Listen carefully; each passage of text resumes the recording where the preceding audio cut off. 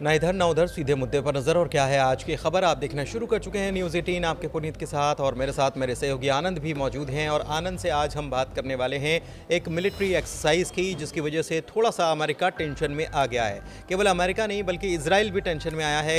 ये क्या military exercise है, कौन कौन इसमें शामिल हो रहा है, और अमेरिका और इजराइल के लिए चिंता की बात क्यों है? आनंद।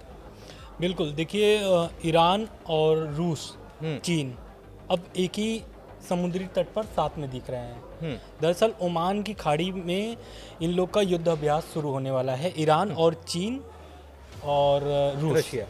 तो ये तीनों के युद्ध अभ्यास से अमेरिका, इजराइल, यूक्रेन सभी जगहों पर हड़कंप मचा हुआ है। दरअसल अमेरिका के जो राष्ट्रपति हैं डोनाल्ड ट्रंप ने एक पत्र लिखा था ईरान के supreme leader Ayatollah Ali Khamenei को, और उस पत्र में लिखा था कि परमाणु चर्चा करना चाहते, परमाणु प्रस्ताव पर वो चर्चा करना चाहते हैं ईरान से। लेकिन इस चिट्ठी को ईरान ने ठुकरा दिया है, और ईरान के जो सुप्रीम लीडर हैं आयतुल्लाह अली खमनेई, उन्होंने ये बताया है कि ये जो प्रस्ताव है ट्रंप की तरफ से, ये एक तरीके से अत्याचारी है। दरअसल ये जो युद्ध अभ्यास है ये इस वक्त हो रहा है जिस वक्त लगातार धमकी दी जा रही है ईरान को अमेरिका से और रूस, इजराइल से भी, कि कभी भी वो परमाणु उनके प्लांट पर हमला हो सकता है। इजराइल तो कह रहा है कि हमने टारगेट बना के रखा हुआ है, बना करके रखे हैं। ट्रंप की इजाज़त मिलने की ज़रूरत है। बिल्कुल, लेकिन अब देखिए रूस जो चाल चला है यहाँ से, इससे ट्रंप की जो परेशानी है वो बढ़ गई है। दरअसल अभी तो जेलेंस्की को मनाने में लगे हुए थे, अब जेलेंस्की मान गए हैं। तो अब पुतिन अब जो अपना चाल नए तरीके से चलना शुरू किए हैं, उसमें ईरान जो उनका जो सहयोगी है, एक अच्छा दोस्त है, उधर चीन भी अच्छा दोस्त है। चीन का ऐसे ट्रेड वॉर चल रहा था इनसे, ट्रम्प अमेरिका से, तो चीन भी मौके का फायदा उठा लिया है। तो अब ये तीनों ओमान की खाड़ी पर आज से शुरू हो गया इनका युद्ध अभ्यास। तो ये एक नए तरीके का इसे कह सकते हैं कि नया स्टांस है। एक चीज़ और है कि मैं अभी पढ़ रहा था, फ्रांस के राष्ट्रपति जो हैं इमैनुअल मैक्रोन, उनकी तरफ से भी एक बयान सामने आया, और उन्होंने कहा कि ये हमारे लिए भी थ्रेट है, यूरोपियन देशों के लिए थ्रेट है, क्योंकि एक तरफ नॉर्थ कोरिया को साथ में लेता है रशिया, दूसरी तरफ उन्होंने ये भी कहा कि ईरान जो है, ईरान का परमाणु जो प्लान चल रहा है उसको मदद करने का काम भी कथित रूप से रशिया के द्वारा किया जा रहा है, और ये हमारे लिए बड़ा थ्रेट है। तो एक प्रकार से उन्होंने ये याद दिलाया, शायद ट्रंप को दिलाने की कोशिश की है कि आप देखिए, आप कहाँ डील तो कर रहे हैं, लेकिन ये स्थितियां गंभीर हो रही है। और वो एक तरीके से यूक्रेन के सपोर्ट में ये बात कही है इमैनुअल मैक्रोन ने। दरअसल अब इसमें जो इजराइल बुरी तरीके से फंस गया है ट्रंप की वजह से, वहाँ पे सीज फायर है, हिजबुल्लाह से भी सीज फायर है, और इधर हमास से भी सीज फायर है, दोनों से सीज फायर है। हालांकि लेकिन जो अभी हमास से जो इनका अभी जो विवाद चल रहा था बंधकों को छोड़ने को लेकर के, इस बीच ईरान को इजराइल की तरफ से धमकी मिली थी कि ईरान पर कभी भी उनके परमाणु प्लांट पर हमला हो सकता है इजराइल की तरफ से, जिसपे अमेरिका भी इस पर समर्थन किया था कि अगर ईरान नहीं मानता है। हालांकि इसके पहले एक और खबर आई थी कि जो ट्रंप हैं वो इजराइल से ये बोले थे कि मैं ईरान, अगर आप ऐसा करते हो तो जो मेरी डील है, ट्रंप एक डील करना चाहते हैं ईरान से, कि आप अगर डील अमेरिका से करते हैं तो उससे आपके जो प्रतिबंध लगे हैं वो प्रतिबंध धीरे धीरे हटना चालू हो जाएंगे। मतलब ऐसा अमेरिका कहता है, अगर आप डील के लिए तैयार होते हैं। डील यही है कि परमाणु हथियार नहीं बनाएंगे। बिल्कुल, हाँ।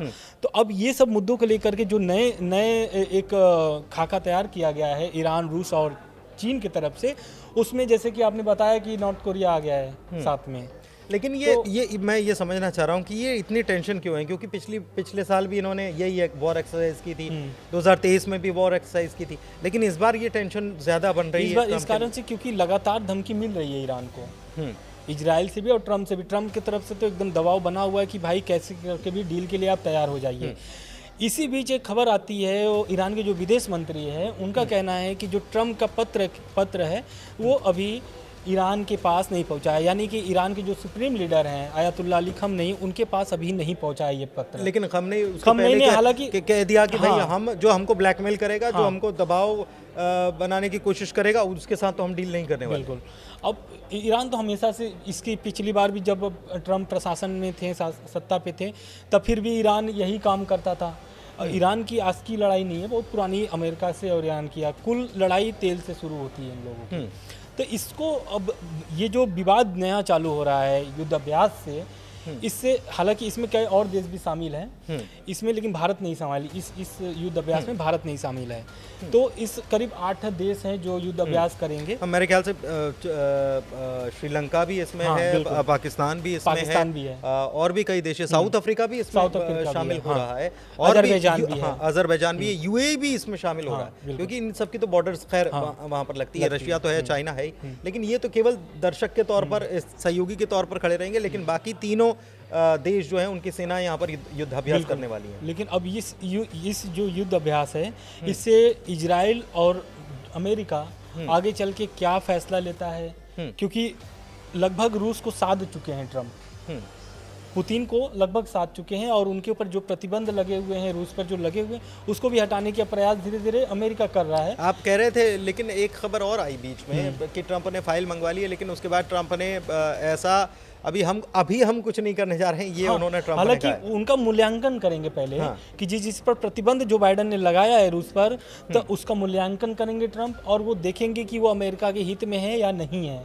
क्योंकि उनका पूरा जो रणनीति बनता है वो अमेरिका के हित में और उनके हित में होता है, ऐसा बोलते हैं। अभी एक खबर आ रही थी बीच में कि एलन मस्क और मार्को रूबियो, विदेश मंत्री अमेरिका के, उनकी बहस हो गई, तो उस समय ट्रम्प ने मार्को रूबियो की समर्थन कर दिया, और सब इस पर हो रहा था कि जो वहाँ पर चल रहे हैं, क्या बोलते हैं, कर्मचारियों को जो हटाया जा रहा है, छटनी किया जा रहा है, तो उस पर मार्को रूबियो एलन मस्क पर एक तरीके से उनके विरोध में बोल देते हैं कि आप जो करना चाह रहे हैं वो एक तरीके से बेरोजगारी लाएगा अमेरिका में, और ट्रम्प, एलन मस्क चाहते हैं कि वो ख़त्म हो जाए।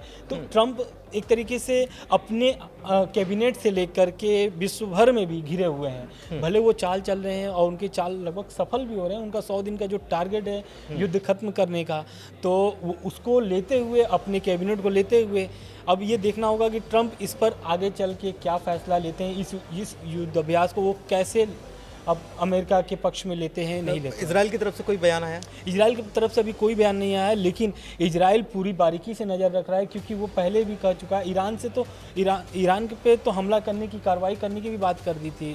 इंतजार कर रहे थे ट्रम्प की तरफ से बस हरी झंडी मिल जाए तो हम हमला कर दे। हरी झंडी नहीं मिल जाए, हथियार भी चाहिए, हथियार, लंबी दूरी तक हमला करने के लिए हथियार भी चाहिए, और ट्रम्प से ही उम्मीद है।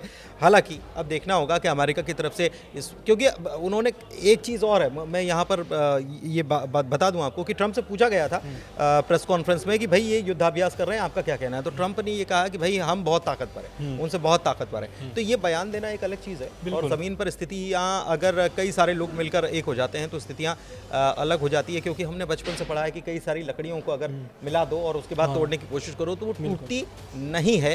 बहरहाल ये अब देखना होगा कि ये जो युद्ध अभ्यास हो रहा है, इसका परिणाम या इसका असर किस किस पर कैसा कैसा होता है, क्या प्रतिक्रिया निकलकर सामने आती है। फिलहाल इस वीडियो में इतना ही। देखते रहिए न्यूज़ 18 मध्य प्रदेश छत्तीसगढ़ का पेज, और आप हमारे वीडियो पर कमेंट कीजिए, लाइक कीजिए, शेयर कीजिए, आप अपनी राय भी दे सकते हैं। फिलहाल धन्यवाद।